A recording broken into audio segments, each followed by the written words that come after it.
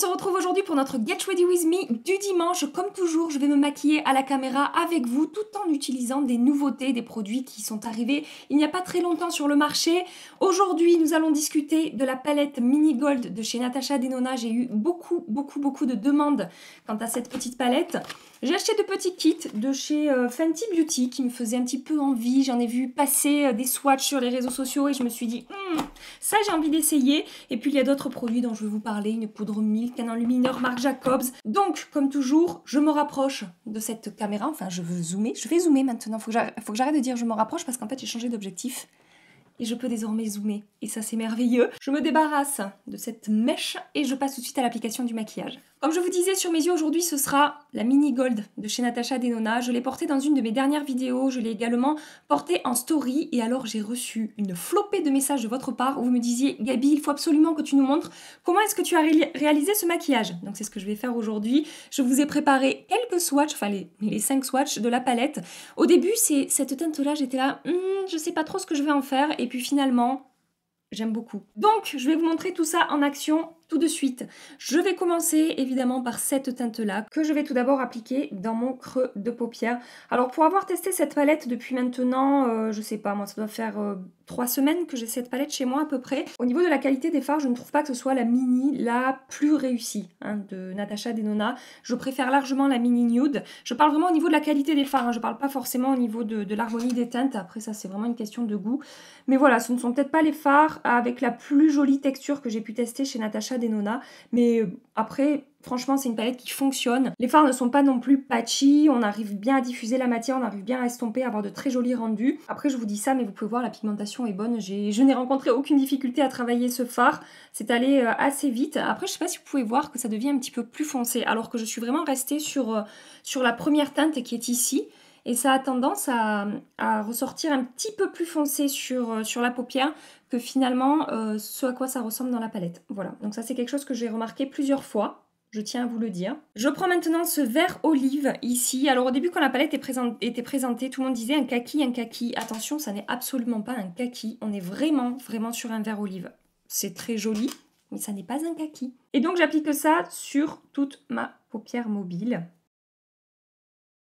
Alors ce fard, je le trouve facile à travailler. Il ne fait absolument pas de démarcation, il n'est absolument pas patchy sur ma paupière mobile. Pourtant, j'ai pris un pinceau assez fluffy pour l'appliquer et ça se passe très bien. Et donc, je le remonte un petit peu dans mon creux de paupière et ça permet également de fondre les deux teintes ensemble. J'étire un petit peu vers mon coin externe également.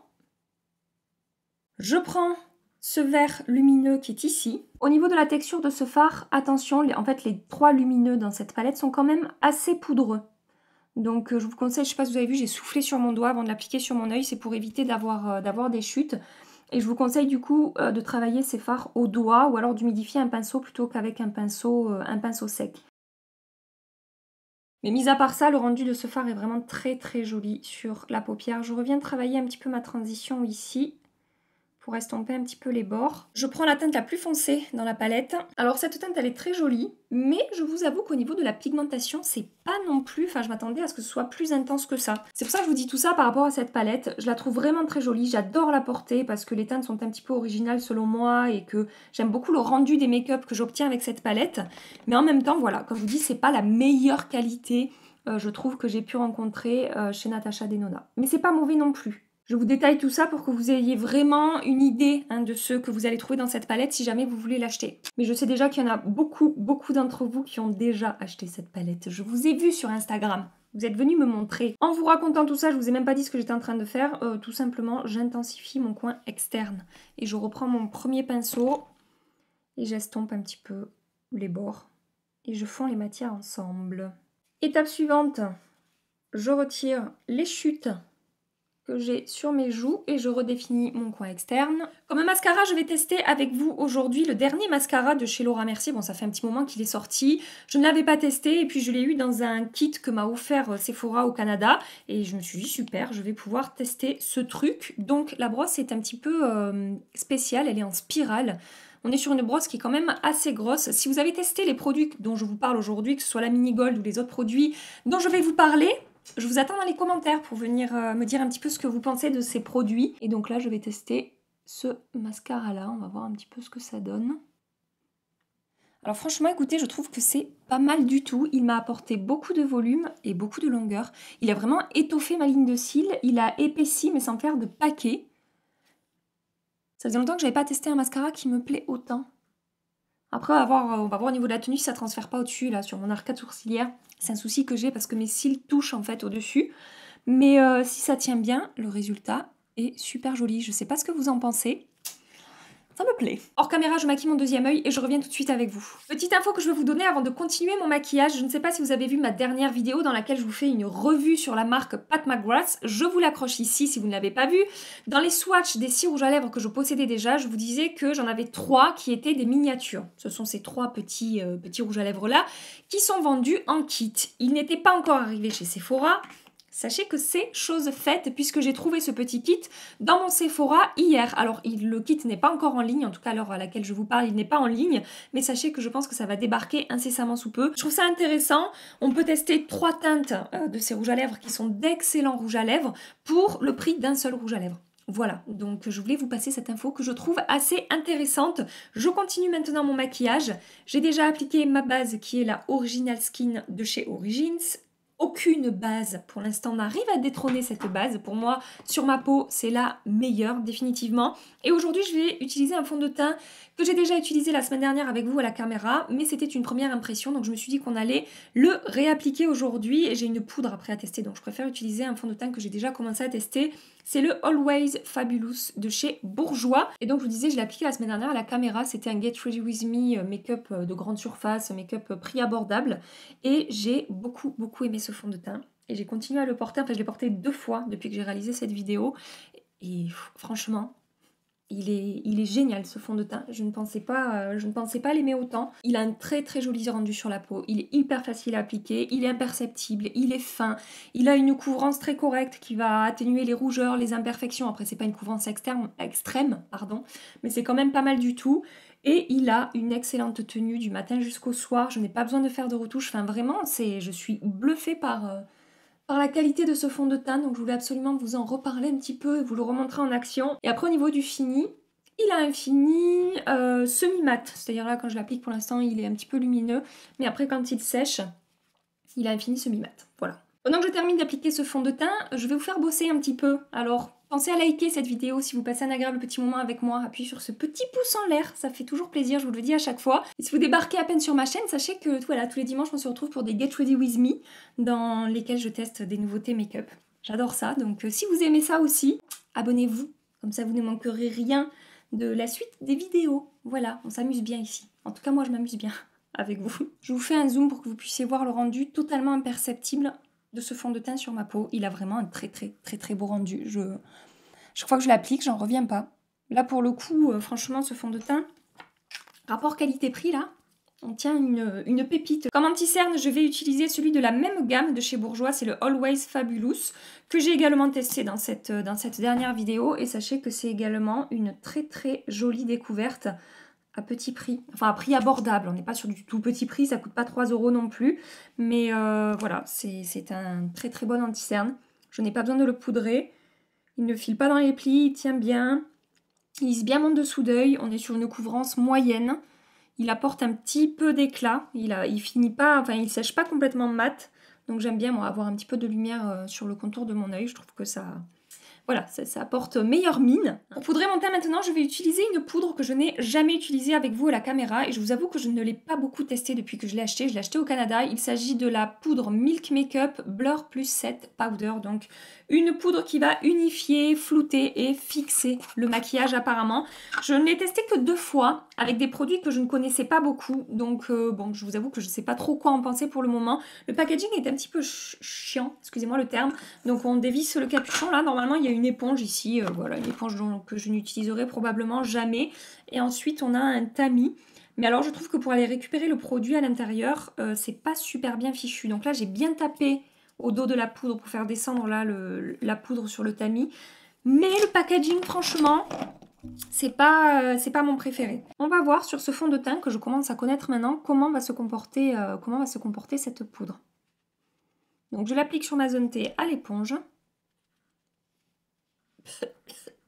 Donc à l'application, j'avais déjà remarqué qu'elle avait quand même un joli rendu, elle est vraiment imperceptible sur la peau, elle ne marque pas mes pores, elle a même tendance à les lisser un petit peu. Alors c'est pas la poudre la plus lissante que j'ai, pour moi la plus lissante c'est la The Velvetizer de chez Urban Decay définitivement, mais elle a quand même vraiment un effet floutant. Mais après c'est sur la durée que j'ai un doute. Je ne suis pas sûre de voir comment elle fixe mon maquillage et si vraiment elle a un effet contrôle d'excès de sébum et si elle a un joli rendu tout au long de la journée. Voilà, c'est ça qu'on va découvrir ensemble aujourd'hui. Alors cette poudre, on n'est pas encore arrivé chez Sephora. Les produits Milk arrivent petit à petit. Hein. Là, dans mon Sephora, donc il y avait ce kit dont je vous ai parlé la semaine dernière avec la base, le bronzer, un blush, il me semble, et d'autres produits. Je ne sais plus exactement ce qu'il y a dans ce kit. Et hier, dans mon Sephora, vous savez, dans les caisses de la mort, là, où on finit toujours par ajouter 12 produits en plus qui n'étaient absolument pas prévus, il y avait toutes les miniatures de Milk Makeup vendues à l'unité. Pour l'instant, cette poudre n'est pas vendue, mais si elle arrive, au moins, vous saurez ce qu'elle vaut et si je vous la recommande ou pas.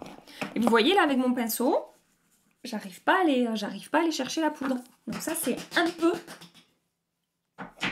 pénible. Je vous montre de plus près le rendu sur ma peau. À nouveau, que vous puissiez voir. Donc vous voyez, j'ai encore un petit peu de lumière. Elle n'a pas plombé mon teint, même si elle matifie, on garde de l'éclat sur la peau. Et elle est totalement imperceptible. Elle apporte vraiment un très joli rendu flouté et velouté à la peau qui est très sympa. On verra ce soir pour la tenue. Comme bronzer, je n'ai pas de nouveauté. Je vais appliquer cette petite merveille-là. C'est une poudre de chez Armani. Ce n'est pas la première fois que je vous présente cette poudre. Il s'agit de la Neo Nude Fusion Powder que j'ai en teinte 6.5. Donc bon, normalement, cette poudre-là, c'est une poudre de finition. Et moi, je l'applique comme bronzer. Et j'adore. C'est devenu un produit qui fait partie de mes bronzers favoris, même si c'est pas un bronzer. Et en plus, cette poudre est un petit peu lumineuse, mais de manière la plus subtile possible. Et ça apporte un tout petit peu d'éclat et de lumière à la peau. C'est super, super joli. Alors comme blush, maintenant, je vais utiliser un produit de chez Cover FX. Je vous l'ai présenté également dans mon haul canadien. Il s'agit du monochromatique blush. Il s'agit du monochromatique blush duo matte plus shimmer, donc duo de fard à joues, avec un blush mat ici et un blush lumineux ici. Alors par rapport à la marque Cover FX, il y a quelques temps de ça, dans la liste des marques sur l'application de Sephora, sur l'application mobile, il y avait marqué Cover FX. Depuis, ça a disparu. Donc moi, toute contente, je me suis dit, ça y est, la marque va arriver. Et puis, bon, depuis, plus rien. Alors c'était pareil pour Pat McGrath, il y avait Pat McGrath qui était dans la liste et puis ça a disparu et puis c'est arrivé. Peut-être que ça finira par arriver et je l'espère grandement et si ça arrive, sachez que cette gamme-là de produits, ces blush duo là, mat et lumineux, sont absolument merveilleux. Alors par contre, ultra pigmentés. Donc j'ai peint ma main en rose comme vous pouvez voir parce que je tape mon pinceau sur ma main avant de l'appliquer sur la joue tellement c'est pigmenté. Une fois qu'on a un petit peu tapoté son pinceau pour enlever l'excédent de produit, c'est hyper facile à appliquer. Ça se fond très bien à la peau, ça ne fait pas de démarcation et on est vraiment sur un blush d'excellente qualité. Et donc ce que j'aime faire c'est après, une fois que j'ai appliqué le mat, je reviens prendre le lumineux. Pareil, je tapote un petit peu. Et je viens le balayer sur ma joue pour apporter un petit peu de lumière. Regardez, c'est super joli. Alors ces produits-là, ils sont vendus sur Beauty Bay, mais ils sont souvent out of stock. Mais de temps en temps, ça revient, donc n'hésitez pas à mettre des alertes si ça vous intéresse. Donc maintenant, je vais vous présenter ce produit-là, qui est un highlighter de chez Marc Jacobs. C'est le dernier sorti. Il s'agit du Omega Glaze 82 Jet Girl. Vous avez été quelques-unes à me demander ce que j'en pensais, si c'était un bel highlighter ou pas. Alors pour le coup, oui. Je ne sais pas si vous savez, l'avant-dernier qui est sorti avec ce packaging là, je ne sais plus le nom qu'il avait, je m'en suis débarrassée. Je l'ai détesté. C'était sec, pailleté, absolument pas beau sur la peau, ça marquait la texture, etc. Là, sur cet highlighter là, sur le Jet Girl, on retrouve ce côté fondant, ce côté crémeux, vraiment magnifique des highlighters Marc Jacobs. Par contre, attention à la teinte. On est clairement sur un highlighter qui n'ira pas aux peaux claires, à moins que vous vouliez l'utiliser comme blush. Mais sur une peau médium ou sur une peau foncée, ce truc-là peut être vraiment très beau. Du coup, moi, ce que je fais, je vais l'utiliser que d'un côté parce que de l'autre côté, je vais utiliser un autre produit. Ce que je fais, c'est que je le prélève au pinceau, pas à l'éponge, et que, en fait, je le diffuse sur tout mon blush. Je sais pas comment vous dire. D'abord, je concentre sur le haut et puis après, j'étire la matière pour descendre, pour pas qu'il y ait de démarcation en fait. Donc j'arrive vraiment à l'utiliser sans vraiment de problème. Ça m'apporte un effet vraiment hyper glowy sur la peau que j'aime beaucoup, beaucoup. Mais voilà, après je le recommande pas à tout le monde. J'ai une autre teinte, enfin j'ai plein d'autres teintes dans cet highlighter là. Il y a quelques mois était sorti le Worth the Wait, qui là pour le coup était vraiment adapté aux peaux plus claires, mais malheureusement ce sont des éditions limitées. Donc ce sont des produits qui ne restent pas forcément sur le marché, et cette teinte là est merveilleuse également. De l'autre côté, j'ai envie d'utiliser cette chose-là. Alors, je vais me retrouver sur la joue avec deux produits d'un côté et de l'autre totalement différents. Mais c'est pas grave. C'est le jeu, comme on dit. C'est le jeu, ma pauvre Lucette. Donc, je vais utiliser ce kit-là de Fenty Beauty. On a un gloss et un petit highlighter. Je n'étais pas forcément intéressée au début par ce kit. Donc, c'est le Bomb Baby 2 Mini Lip and Face Set. Et puis, j'ai vu des swatchs de l'highlighter sur Sephora, sur Instagram, pardon. Et quand j'ai vu les swatchs, je me suis dit non mais c'est quoi? Surtout que j'aime pas trop moi les highlighters de chez Fenty, je trouve pas que ce soit... Enfin ce ne sont pas mes préférés. Mais là pour le coup, quand j'ai vu ce truc là swatché, je me suis dit ouloulou, ouloulou ça m'intéresse beaucoup. Donc la texture est hyper, comment dire, fondante et presque crémeuse. Vous commencez à connaître ce genre de texture. Et au niveau du swatch, ça donne ça. Je vais appliquer ça de ce côté-là. J'ai déjà un petit peu de glow, mais c'est pas grave. Je vais intensifier un petit peu plus précisément. Oui, donc clairement, on est vraiment sur un highlighter qui est très intense, sachez-le. C'est presque métallisé en fait. Je sais pas si vous le verrez. Et au niveau de la texture, alors, c'est joli. Sur ma peau, c'est joli parce que j'ai pas vraiment de texture de peau sur cette zone-là. Mais je pense, franchement, je pense, au premier abord, que sur une peau avec de la texture, une peau avec quelques imperfections sur cette zone-là, ça risque de marquer un petit peu les pores ou de marquer un petit peu les imperfections. C'est mieux que ce que j'ai pu tester jusque-là, franchement, je préfère cette texture-là que celui que j'ai dans mes placards. Je l'ai utilisé il n'y a pas longtemps à la caméra d'ailleurs. Mais sur ma peau, ça reste quand même joli. Je vais rapidement terminer mon maquillage des yeux. Je vais le passer en accéléré comme d'habitude.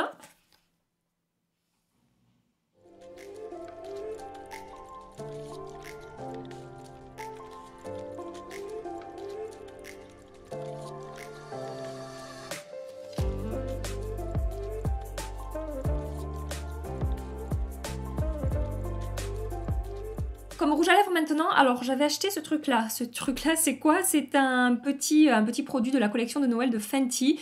Donc c'est une version mini de ces rouges à lèvres liquides que je n'ai jamais testé. Et pourtant apparemment ils sont vraiment très très bons. Donc c'est le Lil Stuna Mini Longwear Fluid Lip Color.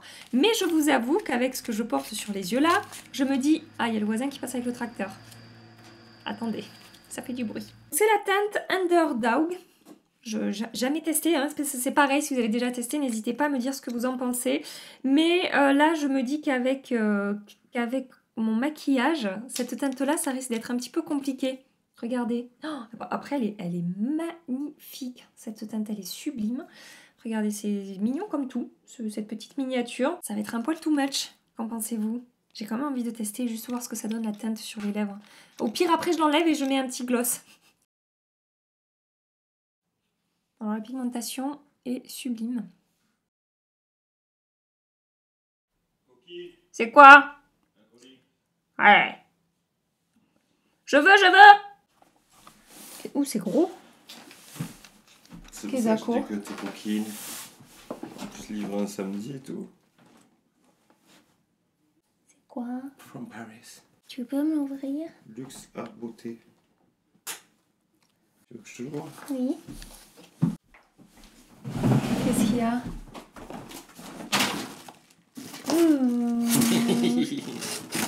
Ouais. Tu vois. Merci Dodo. Allez, je te laisse. Oui. C'est by Terry qui m'a envoyé un colis. Il y a deux boîtes là. La vidéo qui part dans tous les sens. Waouh. Regardez ça. Bon, je vous montrerai tout ça plus tard, hein, évidemment. Mais, oh, mais merci. C'est la collection de Noël.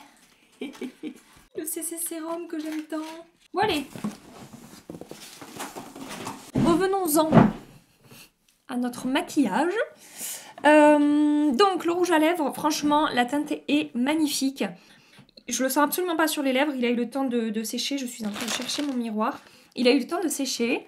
Il a été plutôt facile à appliquer vu la teinte. C'est le genre de teinte ça qui très rapidement peut avoir des démarcations, ça peut faire patchy, etc. J'ai pas appliqué de crayon en dessous, mais clairement je ne vais pas garder ça sur mes lèvres aujourd'hui. Vous m'excuserez, mais au moins vous aurez vu la teinte si jamais ça vous intéresse. Du coup je vais appliquer le petit gloss qu'il y a dans le kit avec l'highlighter. Donc les gloss Fenty, je les ai déjà testés, ils sont vraiment excellents. Donc là c'est la teinte Sweet Mouse. Je sais pas si c'est une teinte qui existe, si c'est une édition limitée, faudrait que je regarde les teintes sur Sephora. Oh c'est joli. C'est joli, c'est vraiment en transparence, ça apporte juste de la lumière en fait. Les gloss Fenty, la texture des gloss Fenty, ils sont vraiment super et appliqués seuls ou par-dessus un rouge à lèvres, c'est vraiment voilà, ce sont d'excellents gloss. J'ai rajouté une pointe d'un rouge à lèvres nude crème de la marque Bite Beauty, c'est la teinte Whip et donc c'est vraiment un beige marronné très nude. Et ça a enlevé un petit peu le côté rose que j'ai parce que j'ai les lèvres pigmentées naturellement un petit peu rose.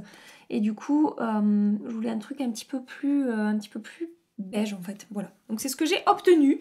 Et je vais m'arrêter là pour ce maquillage. Donc voilà pour le rendu final de ce maquillage. Comme d'hab, je vais zoomer un petit peu pour que vous puissiez voir de plus près ce que ça donne, que ce soit les yeux ou le teint. Franchement, pour l'instant, tout va bien. J'aime beaucoup le rendu de mon make-up, là. Ça se passe très bien. Évidemment, je reviendrai ce soir pour vous faire un point sur l'évolution des produits dans la journée, en particulier pour la poudre. Je veux voir comment est-ce qu'elle va se comporter sur le fond de teint bourgeois. Je vous fais des gros bisous et je vous dis à tout à l'heure.